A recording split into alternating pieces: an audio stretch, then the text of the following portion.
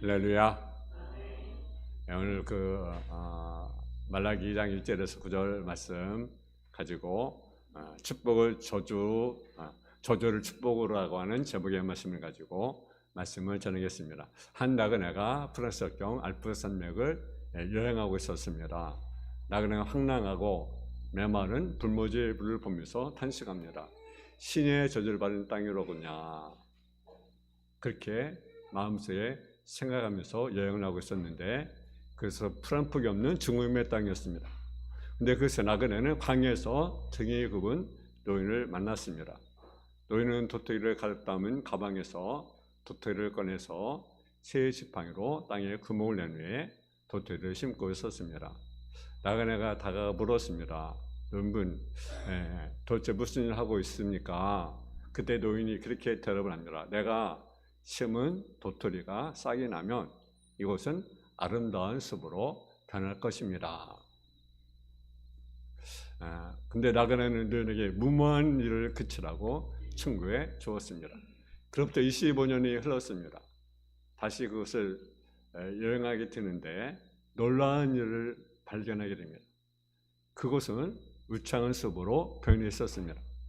새들의 너라와 꽃의 향기가 가득한 축복의 땅으로 변해 있었습니다. 한 사람의 희생과 사랑이 흙모지를 축복의 땅으로 바꾸어 놓은 것입니다. 오늘 봉독된 말씀은 제사장에 임할 하나님의 심판과 저주가 선포되어 있습니다. 저는 오늘 이 본문을 말씀을 거꾸로 생각해 봅니다. 제사장들이 임할 저주를 축복으로 바꾸는 길이 무엇인가라는 거죠. 그래서 저주를 축복으로 하는 제목의 말씀을 전합니다. 첫째로 하나님의 축복을 받을 제사장들이 저주받게 되는 이유가 어디에 있습니까? 하나는요, 하나님을 영원하게 하지 않았기 때문입니다. 그래서 이제 이름과 만유 여호가 이르노라 너희가 말 듣지 아니하며 마음에 들지 아니하여 내 이름을 영원하게 하지 아니하면 너희가 너에게 저주를 내려 너희 목을 저주하리라. 내가 이미 저주하였나니 이는 너희가 그것을 마음에 두지 아니하였습니다. 하나님과 정렬 목적이 무엇입니까? 하나님을 영어롭게 하는 데 있다라는 거죠. 그래서 이사야 43장 7절에 보면 내 이름으로 불려지는 모든 자 곧 내 영광을 위하여 창조한 자를 오게 하라. 내가 그를 지었고 만들었느니라. 바로 이것이 하나님의 제일 되는 목적입니다. 서울이 문다 제미로 나옵니다. 넘어서 11장 30절에 보면 이는 만물이 주에게서 나오고 주로 말미암고 주에게로 돌아갑니다. 그에게 영광이 세세에 있을지어다. 아멘. 여러분, 그런데서 10장 31절에 보게 되면 그런즉 너희가 먹든지 마시든지 무엇을 하든지 다 하나님의 영원에서 하라고 우리에게 말씀합니다. 여러분, 구약 시대에 있어서 하나님의 영광을 위해 살아야 할 사람들은 특별히 레위인들입니다. 특별히 그 중에 제사장, 그들은 태어날 때부터 하나님의 것을 선택된 사람들입니다. 그래서 이들은 모든 생활의 중심이 성경 중심으로 이루어지고 짜여져 있기 때문입니다. 그래서 모든 시간을 하나님의 영광에서 드러내도록 사용했습니다. 그래서 그들에게는 특권이 주어졌습니다. 어떤 거냐면요, 하나는 부모를 돌보지 않아도 되었습니다. 두 번째는 자녀에게 관심을 가지지 못해도 괜찮았습니다. 세 번째는 형제를 돌아보지 않아도 그 책임이 그에게 돌아오지 않았습니다. 이들의 특권을 비호하심은 그들이 어떤 훌륭해서가 아니라 남모 특질해서가 아니라 그들이 맡은 사역의 특성 때문입니다. 그래서 그들이 예를 들어 부모나 아니면 형제나 자녀의 관심을 쏟음으로 하나님께 영광 돌리는 일, 즉 하나님 말씀의 사역, 주의 언약과 명령을 실천 일에 조금이라도 소홀함이 있어서는 안 되기 때문입니다. 그래서 그들의 사역은 중요한 사역입니다. 그들은 하나님의 섭리에 있어서 이스라엘의 대표자였던 것입니다. 근데 이들이 직분에 대해서 방관했다라는 거죠. 나태했다라는 거죠. 그래서 하나님께 선지자를 통해서 하나님께 이름을 영원하게 하지 아니하면 이미 주신 복에 뭘 내린다고 말씀합니까? 내가 저주를 내리신다. 그래서 우리 한번 1절 2절 다시 한번 같이 한번 봉독하겠습니다. 1절 2절 시작. 너희 제장들아 이제 너희에게 이같이 명령하노라. 만군의 여호와가 이르노라. 너희가 말 듣지 아니하며 마음에 들지 아니하여 내 이름을 영원롭게 하지 아니하면 내가 너희에게 저주를 내려 너희 목을 저주하리라. 내가 이미 저주하였나니 이는 너희가 그것을 마음에 들지 아니하였음이니라. 아멘. 하나님은 그들이 하나님을 영원롭게 하지 않은 이유가 무엇이었습니까? 그리고 그들이 저주한 이유가 무엇이었습니까? 그것은요, 하나님의 말씀을 듣지 않았다는 거죠. 또 마음에 들지 않았다라는 거죠. 하나님의 말씀을 마음에 들지 않았어요. 바울은 믿음은 들음에서 난다. 들음은 그리스도의 말씀으로 말미암으니라고 말씀하면서 말씀을 듣는 것을 매우 중요히 여겼다는 거죠. 자신의 사역과 생활과 삶이 말씀에서 나와야 되는데 그 말씀을 듣지 않았다는 거죠. 그러므로 그들이 자신의 사역을 제대로 수행할 수 없었고 하나님을 멀리했으며 우선적인 삶을 살았으며 그래가지고 그들이 무엇이 뭡니까? 저주가 받았다는 사실이에요. 또 무엇입니까? 하나님의 말씀을 듣긴 들었어도 그것을 마음에 들지 않았다는 사실. 여러분 우리가 말씀을 드려야 됩니다. 그리고 그 말씀을 우리 마음에 두어야 된다는 거예요. 신명기 32장 40절에 보면 그들에게 이르되 내가 오늘 너희에게 증거한 모든 말을 너희가 마음에 두고 너희의 자녀에게 명령하여 이 율법의 모든 말씀을 지켜 행하게 하라. 그러니까 우리는 우리의 말씀을 지킬 뿐만 아니라 또 자녀들에게도 이 말씀대로 살아가도록 해라고 말합니다. 에스겔서 40장 4절에 보게 되면 그 사람들에게 이르되 인자야 내가 네게 보이는 그것을 눈으로 보고 귀로 들으며 네 마음을 생각할지어다. 내가 이것을 네게 보이려고 이리로 데리고 왔나니 너는 본 것을 다 이스라엘 족속에 전할지어다 하더라. 여러분 민수기 전체적인 보면요 전체 히브리어 어법을 볼 수 있는 반복이 사용되고 있습니다. 예를 들어 마음에 들지 아니하며라는 것이 2절 2번, 저주라는 말이 3번, 언약이라는 말이 5번 언급되었습니다. 이런 의미에 볼 때 본문의 중심적인 교훈이 무엇입니까? 이스라엘 백성들의 언약을 마음에 들지 않았기 때문에 그들이 무엇이 임했다는 것입니까? 저주가 임했다는 사실이죠. 여러분 우리 가정들이 이때 교들이 이 나라 임족이 하나님의 볼 받으면요 하나님의 말씀을 마음에 두고 우리가 살아가야 돼요.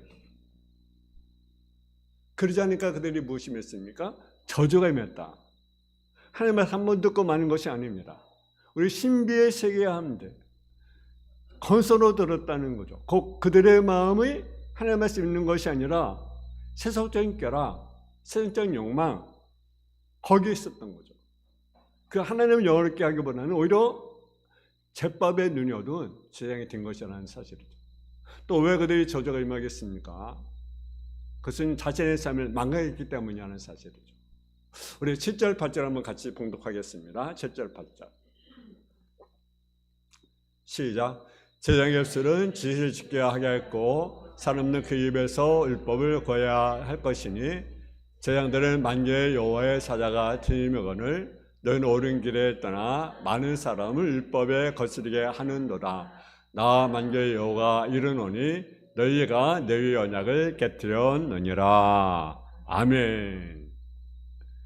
제장의 중요한 삶이 무엇이? 하나님의 말씀을 전하는 것이고요 가르치는 것입니다. 율법 바르게 가르침은 하나님을 알게 하는 것입니다. 그래서 정죄에서 벗어나지 않게 해야 할 사명이 있습니다. 그런데 그런 사명을 잃어버렸다는 사실이죠. 호세의 단시를 보면요 호세아 4장절에 보면 내 백성이 지식이 없으므로 망하는도다. 네가 지식을 버렸으니 나도 너를 버려 내 제장이 되지 못하게 할 것이요 네가 내 제하는 법을 잊었으니 나도 네 자녀를 잃어버리리라. 여러분 하나님의 법을 잃어버리면요 하나님도 너를 잃어버리겠다 그렇게 말씀하세요. 그러나 이와 반대되는 말을 할 때는 어떤 일이 있었습니까? 여호사밧 왕은요 제자들은 열심히 율법을 가르쳤어요.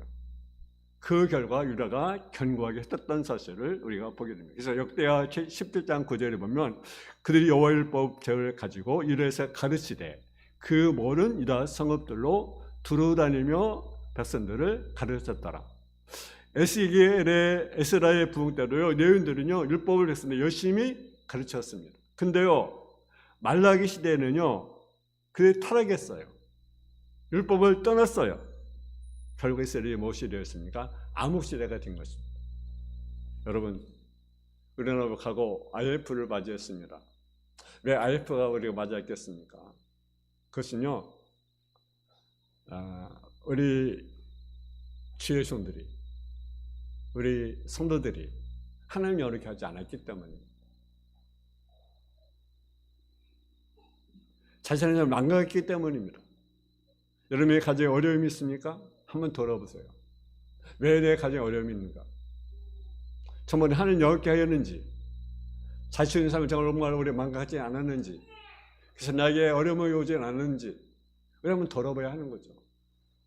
나라도 마찬가지죠. 가정도 마찬가지죠. 교회도 마찬가지죠. 정말 내가 하나님께 영원롭게 했는가? 내가 전 삶을 감당했는가? 한번 우리가 돌아봐야 하는 거죠.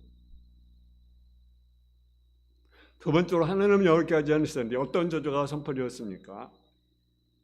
오늘 보면 특별히 세 가지를 말씀. 하나는요, 너희 복을 저주하리라. 2절에 너희 복을 저주하리라. 아니 내가 이미 저주하였느니라. 너희 복은 무엇입니까? 제사장의 복입니다. 특별히 그들이 받는 물적인 것, 예언들의 기억, 또 열주 집바가 가져는 11조로 볼 수 있고, 또한 제 직무로서 백성들에게 축복하는 축복권일 수도 있습니다. 여기에 말한 너희 복이란 제사장들이 누리는 여러 가지 특권, 즉 제사 직책에 따른 말하는 일정한 수입을 저주하게 했다라는 사실. 베드로사도 말합니다. 여러분 이 장구 들으면 우리는 망 같은 제사장이라고 말을 합니다. 그러니까 저와 여러분 영적인 제사장입니다. 아멘. 진짜. 우리는 예수 그리스도로 말미암아 왕같은 제사장이 된 것입니다. 그런 우리가 하나님을 영어롭게 해야 됩니다. 우리의 좋은 삶을 감당해야 됩니다. 근데 우리 하나님 영어롭게 하지 않냐고, 우리의 삶을 감당하지 않으면 하나님께서 그 특권을 뺏어가겠다는 거죠. 걷어가겠다는 거죠. 신명기 18장 30절에 보면요, 네가 여자와 약혼했으나 다른 사람이 여자와 동침할 것이요, 집을 건축했으나 거기에 거주하지 못할 것이요, 포도원을 심었으나 네가 열매를 먹지 못할 것이다. 여러분 여자 결혼했으면 같이 잠을 자야 되는데 누가 자요? 다른 사람이 잠을 자요. 포도원을 심었는데 어떻습니까? 집을 건축했는데요, 그럼 거기 들어가 살아야 되는데 거기에 살지 못하는 거죠. 포도원을 심었는데 열매를 먹었는데 먹지 못하는 거죠. 왜? 저주가 임하니까. 신명기 30장 28장 30절에서 41절에 보면 또 말씀합니다. 28장 38절에 보면 네가 많은 존재를 들에 뿌렸을지라도 몇 띠가 먹음으로 거둘 것이 적을 것이며. 여러분 종자를 심었으면 여러분 먹어야 되잖아요. 누가 먹어요? 몇 띠가 먹어요. 그러니까 거둔 것이 적어요. 또 신명기 28장 39절에 보면 네가 포도를 심고 가꿀지라도 벌레가 먹음으로 포도를 따지지 못하고 포도를 마시지 못할 것이며. 포도를 심었으면 먹어야 되잖아요. 포도를 마셔야 되잖아요. 근데 누가 먹어요? 벌레가 대신 먹어요.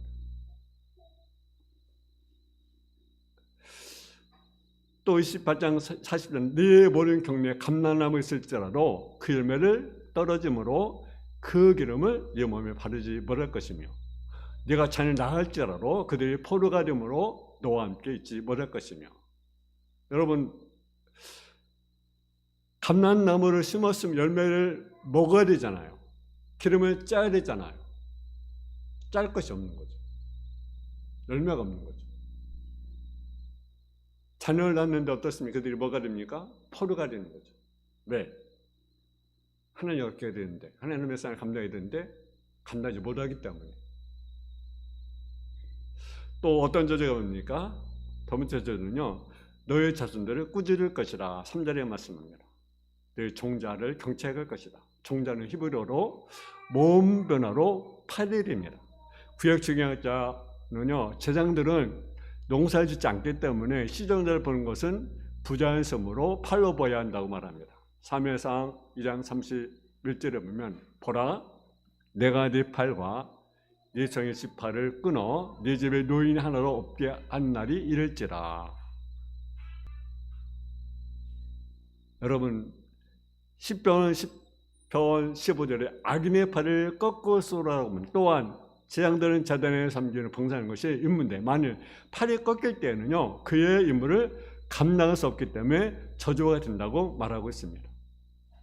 여러분, 종자가 되었던 팔이 잘라지거든, 종자 없어지거든, 결국에 패배하거나 후손이 끊어진 것은요, 그들의 저주인 것을 우리에게 보여줍니다. 또 하나는 어떤 저주가 뭡니까? 3절에 보면요, 우리 3절 같이 한번 봉독하겠습니다. 시작. 보라, 내가 너의 자손을 꾸짖을 것이요 똥고 너의 절개의 생의 똥을 너희 얼굴에 바를 것이라. 너희가 그것과 함께 저여 버림을 당하리라. 아멘. 또 하나 뭡니까? 절개의 생의 똥을 바를 것이다. 어디에? 얼굴에. 얼굴에 똥칠게 했다는 거죠. 하늘적으로 계속 학대림이 아니라, 그것은 절개를 지키며 희생의 제물을 드리는 것이 기뻐하여 찬양하며 하나님의 선된 자를 자랑하며 살았습니다. 그러나 그러한 제물, 그런 자리제는 뭡니까? 얼굴에 똥을 바르는 수치로 변할 것을 선포하신 것입니다. 그들의 희생의 제물, 아무런 유익이 없을 뿐 아니라 오히려 그것을 똥을 쏟는 일에 지나지 않음을 밝히는 말씀입니다. 그 더러운 똥을 깨끗이 제어버릴 때 너희가 그것과 함께 제어버림을 당하리라. 여러분, 얼굴에 똥칠한다는 것, 여러분 얼마나 그 수치스러운 일 아니겠습니까? 요즘 메xi코에 보면요, 얼굴에 똥칠하는 사람들이 많이 있습니다. 어째 이 나라가 부패 나라가 되었는지. 그 묘덕은 기본이더라고요. 묘덕. 그죠? 여러분, 하늘 십벌 발에 이들이 무슨 저주가 선포되었습니다.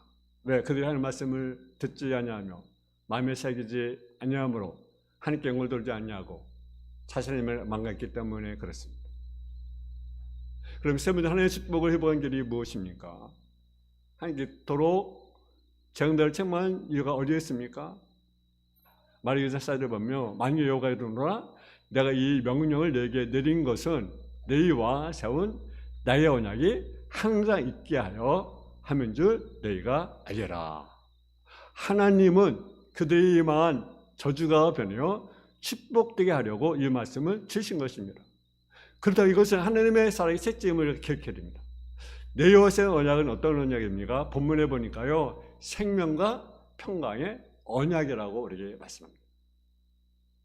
생명평강을 주신 이유가 어디에 있습니까? 그것은요, 하나님을 경외하게 함이라 라는 뜻입니다. 민수기 15장 12절에 보면 그러므로 내가 말하라 내가 그에게 내 평화 언약을 주리니 그와 그의 후손에게 영원한 재앙의 언약이라. 그가 그의 하나님을 위하여 질투하여 이스라엘 자손을 속죄하였습니다. 너희들이란 언약을 받게 된 이유와 동기가 어디에 있습니까? 너희 지파는요, 본래 저주받는 지파입니다. 그 이유는 세겜에서 있었던 진해 사건 때문에 그렇습니다. 두 지파는 저주의 말씀도 흩어졌어요. 시몬 지파는 말씀 그대로 저주로 흩어짐을 당했으나 레위 지파는요, 흩어짐을 여러분 흩어짐이 이루어졌습니다. 그럼 레위 지파는 어떻게 하여 저주가 떠나게 되었고 축복을 받게 되었습니까? 여러분 아론 자손의 금세사건 때요, 레위 지파 사람들은요 하나님 편에 섰습니다.